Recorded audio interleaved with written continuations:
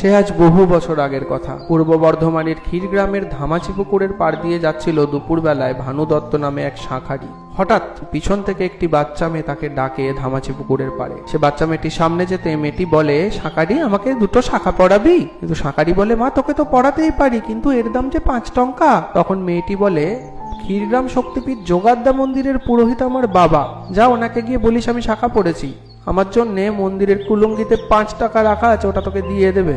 শাঁখারি অতি যত্নে বাচ্চার হাতে শাঁখা পরিয়ে সেখান থেকে মন্দির গিয়ে পুরোহিতকে বলে সব কথা। পুরোহিত অবাক হয়ে বলে, আমার তো কোনো মেয়ে নেই, তুই কাকে শাঁখা পরিয়েছিস? দৌড়ে মন্দিরের কুলঙ্গি খুলে দেখে সেখানে 5 টঙ্কাই আছে। সাথে সাথে পুরোহিত 5 টঙ্কা দিয়ে ভানু দত্তকে নিয়ে আসে ধামাচি পুকুরের পাড়ে, কিন্তু সেখানে কেউ নেই।